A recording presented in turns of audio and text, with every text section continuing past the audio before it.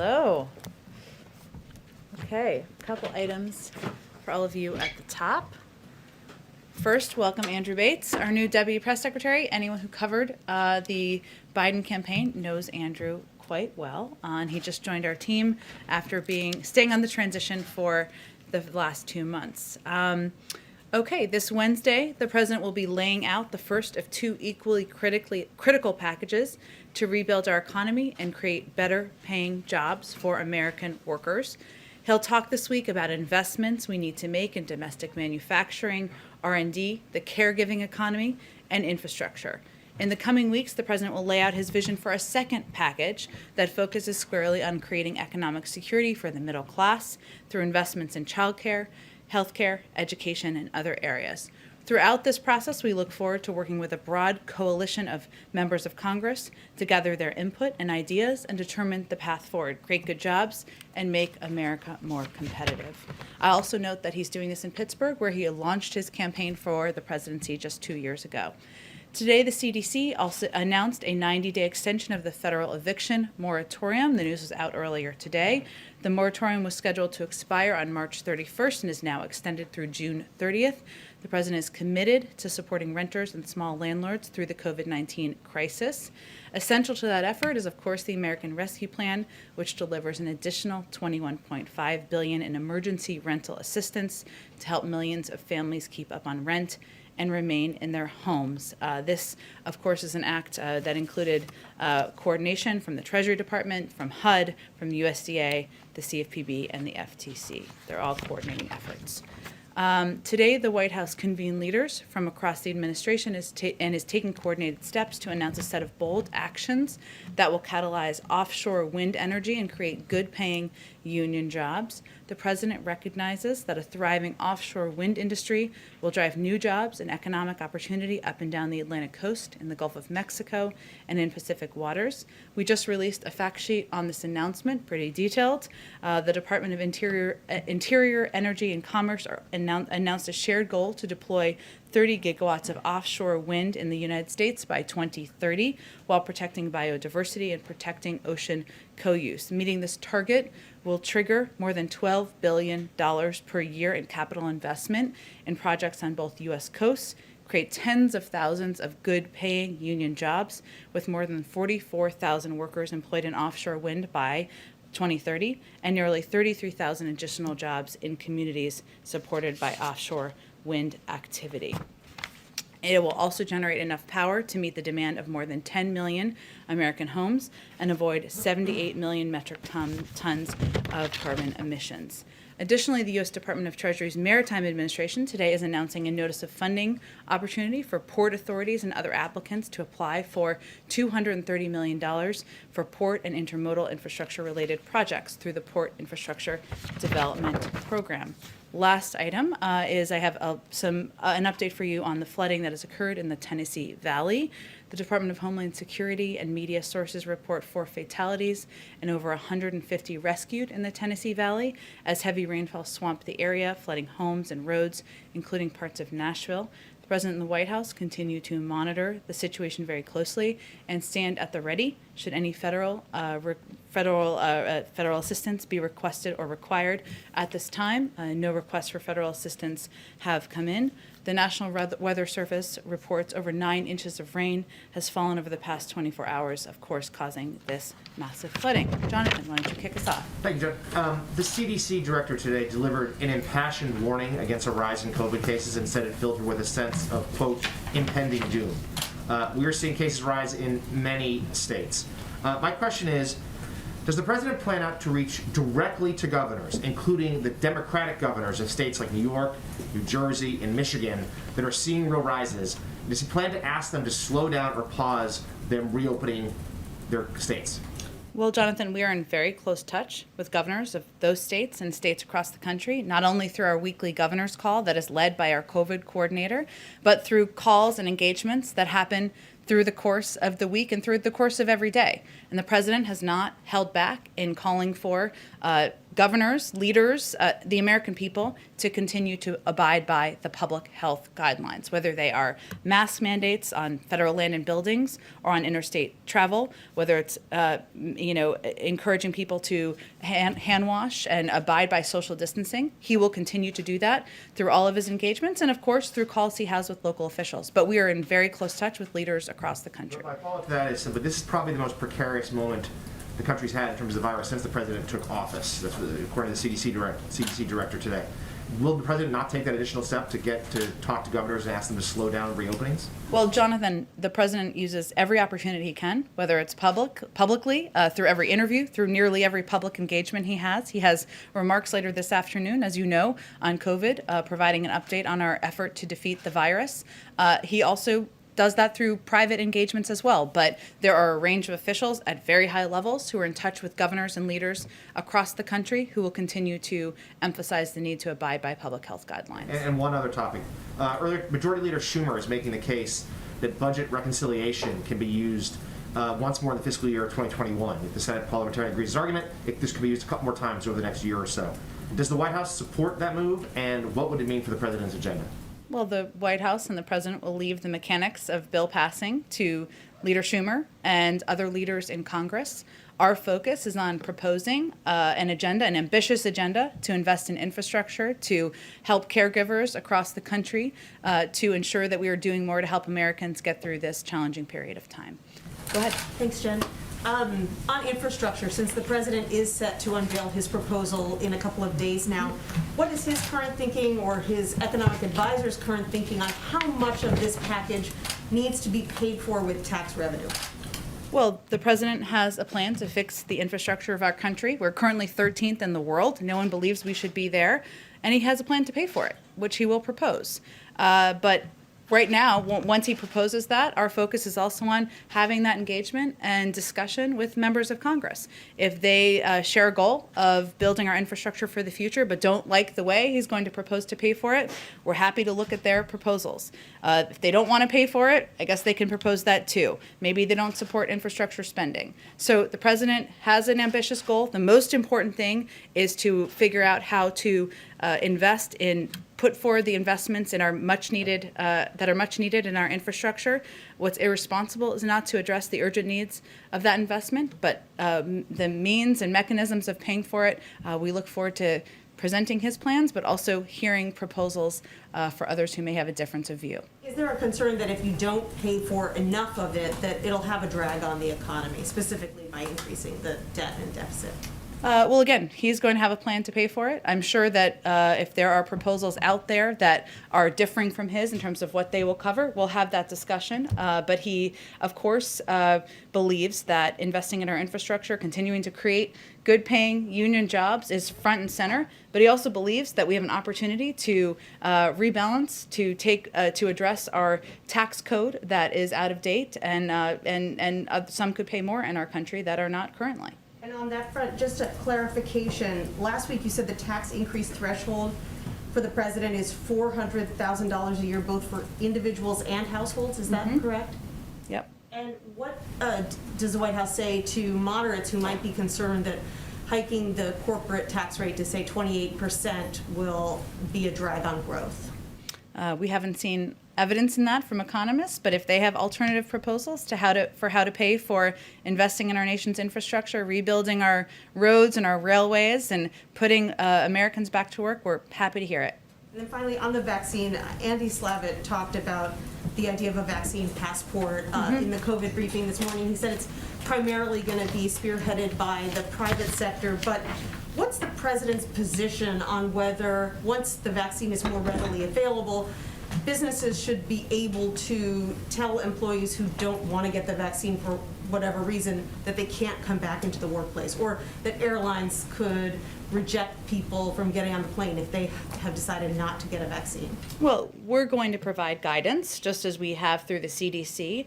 There's currently an interagency process that is looking at many of the questions around vaccine verification. And that issue will touch many agencies, as verification is an issue that will potentially touch many sectors of society, as you have certainly alluded to. That's guidance we'll provide. side, we expect, as Andy Slavitt, I think, alluded to, that a determination or development of a vaccine passport or whatever you want to call it will be driven by the private sector. Ours will more be focused on guidelines that can be used as a basis. And there are a couple key principles that we are working from. One is that there will be no centralized universal federal vaccinations database and no federal mandate requiring everyone to obtain a single vaccination credential. Second, we want to encourage an open marketplace with a variety of private sector companies and nonprofit coalitions developing solutions. And third, we want to drive the market toward meeting public interest goals. So we'll leverage our resources to ensure that all vaccination credential systems meet key standards, whether that's universal accessibility, affordability, availability, both digitally and on paper. But those are our standards. It's currently going through an interagency process. We'll make some recommendations, and then we believe it will be driven by the private sector. And when do you anticipate those guidelines will come out? I don't have a timeline to provide you at this point, but it's obviously something we're working through, and we want to provide that clarity to the public. Go ahead. I want to talk about George Floyd. Will the president be watching or receiving updates on Derek Chauvin's trial today? And has he been in touch with George Floyd's family in the lead up to the trial? Well, he certainly will be watching closely, as Americans across the country will be watching. At the time of George Floyd's death, he talked about this as being an event that really opened up a wound in the American public, and it really brought to light for a lot of people in this country just the kind of racial injustice and inequality that many communities are experiencing every single day. And he'll be watching it closely. He'll certainly be provided updates. Obviously, this is a trial that's working its way through a law enforcement or a legal process, so we wouldn't weigh in further than that. But these were events that at the time he spoke about as being just a reminder of also the need to, and it certainly impacted how he's thought about in his own government, making equity central to what we do, instituting and putting in place racial injustice and addressing racial injustice as a priority, one of the key crises that he believes he is facing and we are all facing as a country. So it will continue to be central to what we do, and he will, of course, be watching the trial closely. Have you spoken to the family of George Floyd in the lead up to the trial? I don't have any calls to read out. He obviously spoke to them, or not obviously. For those of you who didn't follow this closely, he did speak to them last spring and spoke at the time and commented at the time about their grace. And I know he conveyed that, and he was just impressed by their courage, and he continues to believe that. You said it redoubled his commitment to advancing racial justice in this country. He also committed to creating this National Police Oversight Commission during his first 100 days in office. Has that been created yet? Is that still on track to being created? Well, we're encouraged first by the interest and engagement by members of the House and Senate in the George Floyd bill, which is making progress, and there's discussions that are active at this point in time. That's really where our focus is going to be at this moment. We believe that, and he believes, I should say, that it is imperative to put in place in order to rebuild trust among communities, that there needs to be accountability and there needs to be systems in place to ensure that, and laws changed to ensure that that can be carried out. So that is where our focus is. The president supports that piece of legislation, and we're hopeful that he will receive a landmark reform bill on his desk. Will the commission still be established in his first 100 days in office? I don't have any update on it other than to convey that this bill is an opportunity to put in place a number of the actions that many in the advocacy community feel are imperative at this point in our country's history. Kind of an open question here. No firm commitment. I don't have any update on the timeline, but I think what's important to note is that the George Floyd bill, which would put in place and make law a number of the accountability measures and actions that he and so many who watch these events in horror feel are imperative at this point in our country. One last question, if I could, Jen, thank you. I want to just turn to immigration really quickly here. President Joe Biden has said that surges like this happen every year. We know that these cycles do happen. Axios is reporting that they have received documents that show the surge of minors coming to the southern border is expected to last 7 or more months. I just got back from the border. I spoke with Texas state troopers who said they have never seen this many unaccompanied minors crossing the United States border. Are you guys tracking that timeline for this current surge, that it's going to last 7 months or more? Well, what we're working to do is put in place steps and actions to help address the situation at the border, including, of course, expediting processing and opening up additional shelters, but also reinstituting policies like the Central American Minors Program to encourage young people to apply in their country and not make that treacherous journey. We are also in a circumstance where we are digging out of a broken system over the past 4 years, not just the inhumane policies, but the fact that there were never efforts put in place to look for and seek shelters where these children could be safely and humanely housed. They had a different policy than the president has, of course, but also there was a hiring freeze at ORR in the Refugee Resettlement Office, which made it something that we had to also dig out of when we started. So that's where our focus is on. We are hopeful that as we put these in place, these measures, we can help to address and stem the challenges at the border. Just quick follow-up, just firm answer here. Is the administration expecting a surge in unaccompanied minors over the next several months? I don't have any predictions. Those would certainly come from CBP or the Department of Homeland Security. But our focus now is on ensuring that we have enough shelters, facilities to house unaccompanied children. We just opened 3 last week that would allow for almost 7,000 additional beds. So that's what our focus is in at this point in time. We'll leave the projections to other agencies. Go ahead. Thanks, Jen. Just a couple of follow-ups. On the commission, there was some talk that would be among the first things that he did in his first week or two in office. Did something happen that kind of took that off the table and took your focus more towards the legislative efforts? No, I think it's just a reflection of I just don't have an update on it, but we are working with very closely with outside advocacy groups, with many who have been passionately fighting for greater accountability and greater reforms to be put in place, and we're looking for the most effective means to get that done. And the George Floyd bill is an opportunity to do exactly that, so that's where we are putting our energy and efforts at this point. And then one follow-up on Nancy's first question. Are you saying the entirety of the president's proposal laid out on Wednesday, you will have pay-for mechanisms dollar for dollar across the board? Certainly, yep.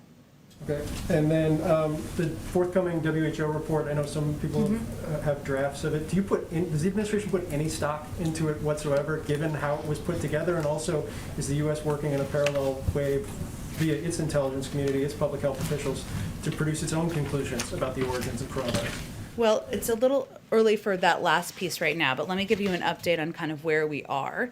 The report, under embargo, of course, is now in the hands of U.S. government experts from the CDC, FDA, NIH, HHS, USDA, DHS, and USAID. That is a lot of acronyms. 17 experts, long-standing leaders in the fields, including epidemiology, public health, clinical medicine, veterinary medicine, infectious disease, law, food security, biosafety, biosecurity. We have a lot of experts in government. We'll be reviewing this report intensively and quickly, and we have some of our best people in government focused on reviewing it right now. We are also communicating closely with our partners and allies around the world to share our ongoing concerns, which we have stated in the past, of course, about the process and our scientific analysis of the report itself once these individuals have concluded their review. We will wait for that review to conclude. We have been clear that an independent technically sound investigation is what our focus is on. And once this is reviewed, we'll have an assessment about the steps forward. Okay, and then last one, a number of House committees last week sent letters to, I think, 16 different agencies and the White House about sending over documents of any communications in the lead up to January 6th and the lead up to the joint session. Do you guys plan to cooperate with that inquiry, and will you be responding both from the White House side and on the agency side with that inquiry? I'm sure we will be cooperating with Congress, but I also know there are many documents that some believe we have here that may not be here. They might be in the archives, so I think we'll have to look and see what documents they are. I'll talk to our counsel's office and see what our expectation is at this point in time. Thanks, John. Go ahead. 2 questions, Jen. On the campaign, the president talked about how, and his aides held the view that spending on traditional infrastructure like roads and bridges did not necessarily have to be paid for because it created jobs. And I'm wondering if you could just talk about if he still has that view and how the package unveiled on Wednesday will balance that view of spending versus tax increases. Well, I think we'll have more to say about it once we actually roll out the package. But I think what I wanted to note today and what we want to make clear is that the president has a plan to fix our infrastructure and a plan to pay for it. But we are also open to having that discussion, and we certainly expect to have the discussion with members of Congress as we move forward about areas where they agree, where they disagree, where they would like to see greater emphasis or not. So we'll look forward to having that conversation once the plan's announced on Wednesday. And just one more thing. On Friday, the White House announced that it was nominating Gail Manchin, Senator Joe Manchin's wife, for the job of federal co-chair of the Appalachian Regional Commission. This is a group responsible for steering millions of dollars in states like West Virginia. That nomination came as a surprise to some people on the Hill, and I'm wondering if you could talk a little bit about the process of how the White House settled on Gail Manchin for that job, and what type of input Senator Manchin had in that.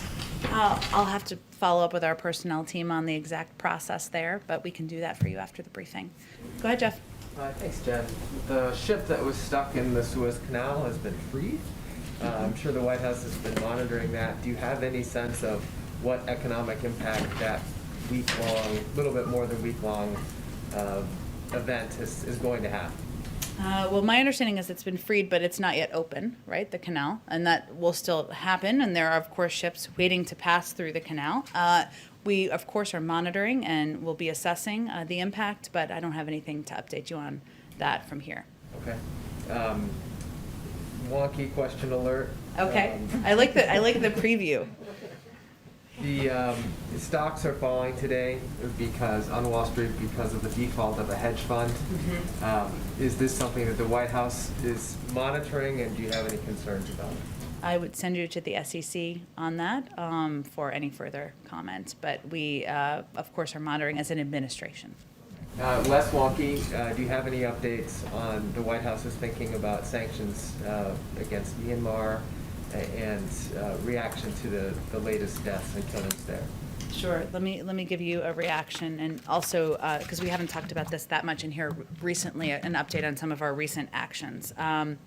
We're deeply concerned by the recent escalation of violence against peaceful protesters in Burma. Burmese security forces are responsible for hundreds of deaths in Burma since they perpetrated a coup on February 1st. We condemn this abhorrent violence against the Burmese people. Their Burmese junta continues to use lethal force against its own people. Last week's killing of children is just the most recent example of the horrific nature of the violence perpetrated by the military regime. We continue to make clear that we will impose costs on the military regime for the deadly violence against peaceful protesters and the suppression of human rights. Today, USTR announced the suspension of all U.S. engagement with Burma under the 2013 Trade and Investment Framework Agreement, effective immediately. This suspension will remain in effect until the return of democratically elected government. Additionally, the sanctions on military-owned holding companies, MEC and MEHL, were we announced last week, are the most significant action since the February 1st coup to impose costs on the military regime. We've also announced a number of actions by the Department of Commerce, new export controls on Burma, and added 4 Burmese entities to the entity list in response to the military coup and violent crackdowns. We, of course, continue to work with our allies and partners and like-minded institutions as we condemn the actions of the military, call for the immediate restoration of democracy, and hold those who seized power accountable. Very last one, also as a follow-up to the CDC and White House briefing this morning on COVID, they made very clear that they are urging Americans to continue to take action to prevent a fourth surge, including non-essential travel. Is the warning against non-essential travel something that the White House is taking into consideration with regard to upcoming travel by the President and Vice President, both for business and for personal reasons? Well, I would say the president travels, as does the vice president, on a private plane. That is the purview of every president and vice president throughout American history. That is, of course, different than traveling on a commercial flight and going to mass events. As you know, the president is not hosting rallies, nor is the vice president. We take the role of being models quite seriously, but I think most Americans would recognize the difference. Go ahead. Thanks, Jen. Just on clarification on the pay-for question. Sure. When you said that it would be paid dollar for dollar, that the infrastructure component would be paid for dollar, were you applying that also to the entirety of the package that'll be released both Wednesday and in April? Or I just want to make sure we're understanding what will be paid for? Well, I think we're focused right now, I should say, on the Wednesday proposal. Obviously, there's still more that's being worked through, but I can, for the proposal later in the month, like I should say next month, which is still being working its way through our economic team. But I can assure you that when the president lays out his infrastructure plan, he will also lay out a plan to pay for it, but is, again, open to ideas and proposals from members of Congress if they have a difference of view. And there was an op-ed in the New York Times today by a well-known virologist with the title, "We Can't End the Pandemic Without Vaccinating Kids." The argument is basically that over time there will be mutations that could be more dangerous for children. What is the administration doing to prepare for the possibility of vaccinating children? And does the president have a specific time period for when he would like to see children begin to get the vaccine? Well, we leave that to our health and medical experts and the FDA process, and CDC, I should say, process of outlining guidelines for when it is safe to utilize the 3 approved vaccines, or which one is the best for children. So we will rely on the advice and counsel of our health and medical experts on that front. And just one more, when should we expect the president to announce his next slate of judicial nominees? I don't have a preview or an update for you. Stay tuned. And can you just say, can you give us any insight into the process behind the scenes about, who's leading that process internally? How are you coming up with the slate? I think there are 68 or so vacancies right now. I can convey that the president wants to nominate people who are qualified, who have a breadth of experience, who bring perspective to these roles, and obviously he seeks to meet his own bars of diversity when he's nominating any individuals to serve in his administration. But we'll look forward to discussing further at the point when we're ready to announce nominees. Go ahead. If I could just quickly follow up on Jeff's question. Sure. Is it the White House position that the CDC travel guidelines don't apply if you have a private plane? I think the president, he was asking me specifically about the president's travel and the vice president's travel, and the specifics of the guidelines. You can certainly ask the CDC for further clarification. But what I'm conveying is that the president, and as any president does, travels on Air Force One, whether he is traveling to visit a community in this country or whether he is traveling to go to his home state of Delaware. And I think most people recognize that as being a difference. But if I could ask a foreign policy question, actually. Sure. Ethiopia. Senator Coons recently travelled to Addis on behalf of the president. Since then, we've seen Prime Minister Abiy announce plans for the withdrawal of Eritrean troops from Tigray. Do you have some reaction on that? And is that something that President Biden was demanding? Well, first, we are grateful to Senator Coons for traveling to Ethiopia on behalf of President Biden. We appreciate the time and the deliberation of the Prime Minister, I should say. We're encouraged by the Prime Minister's announcement that the government of the state of Eritrea has agreed to withdraw its forces from Ethiopia. The immediate and complete withdrawal of Eritrean troops from Tigray will be an important step in de-escalating the conflict and restoring regional peace and stability. We hope both governments will make good on this commitment on the ground urgently. Certainly it was a part of the discussion that Senator Coons traveled there to communicate about. And if I may, just quickly on the President's health, he last released a comprehensive health report in 2019 during the campaign. Mm-hmm. Can we expect him to make a trip to Walter Reed soon for his physical, and will he commit to releasing a comprehensive health report in the near future?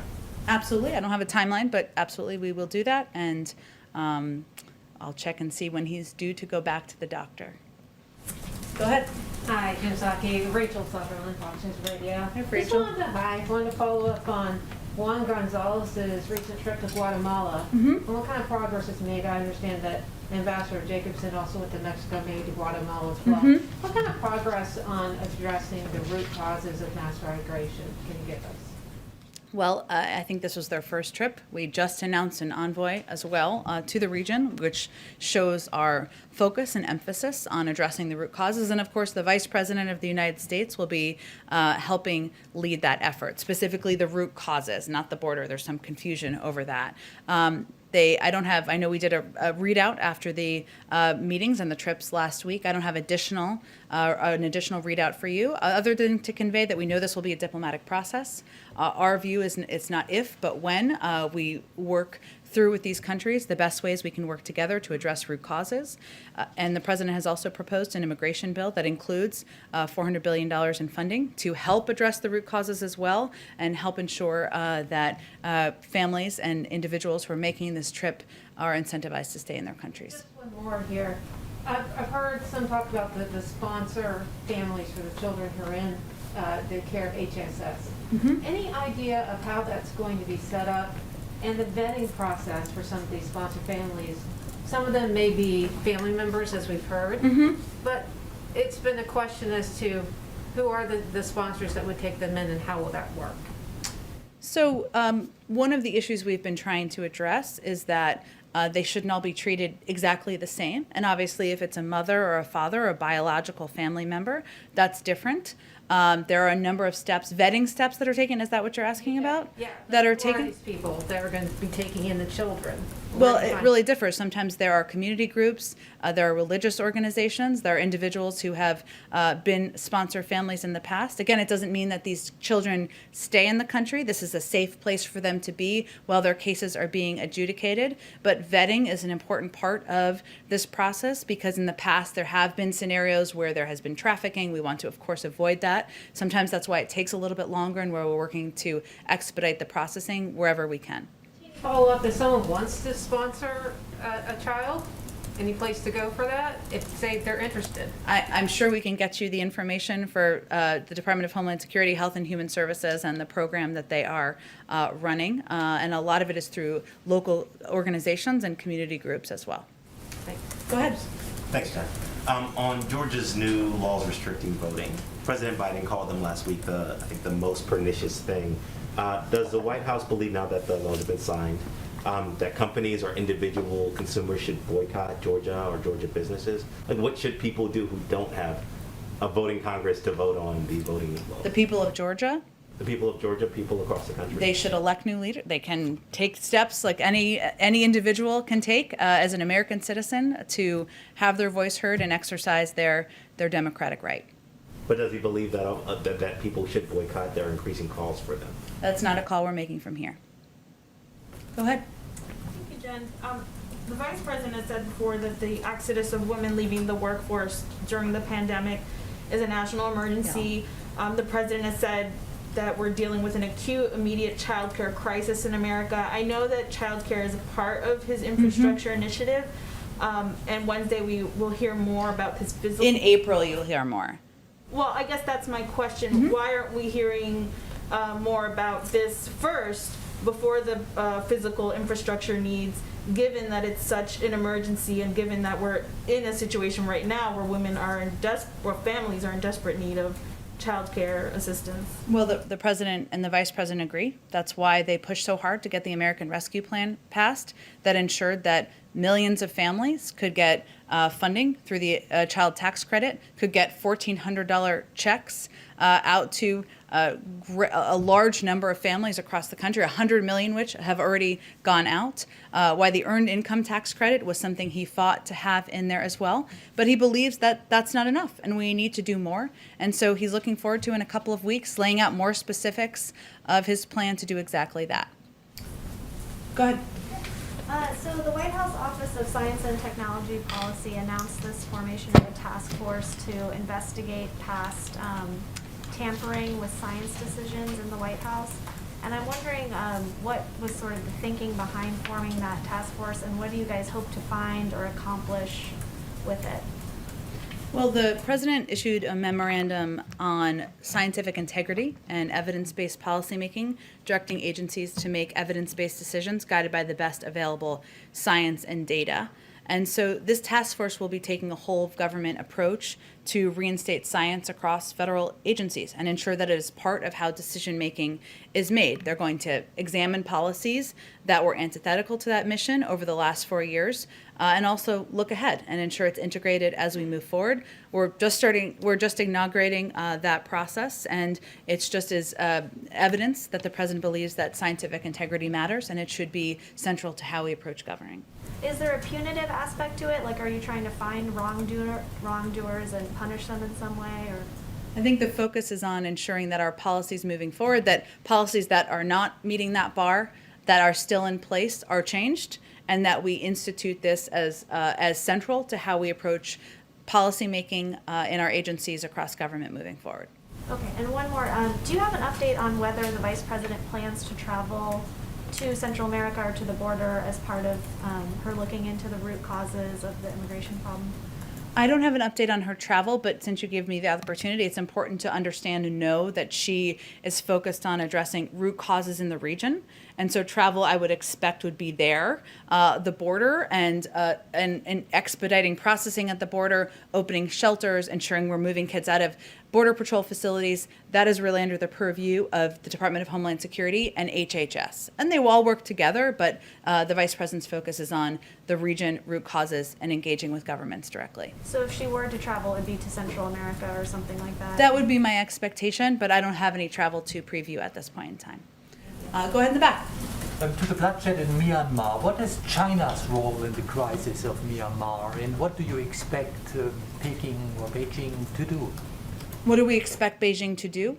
Well, certainly when we engage with partners in the region, China is one of those countries, of course, in the region.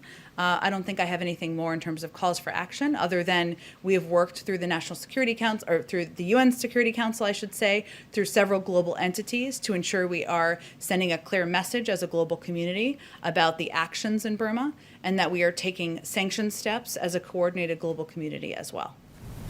Go ahead in the back. Thank you, John. Two foreign policy questions. Sure. And a third one for a colleague. On Yemen, U.S. Envoy Linda King is currently in Oman and having discussions in order to promote a lasting peace and ceasefire in Yemen. How are these discussions have been going?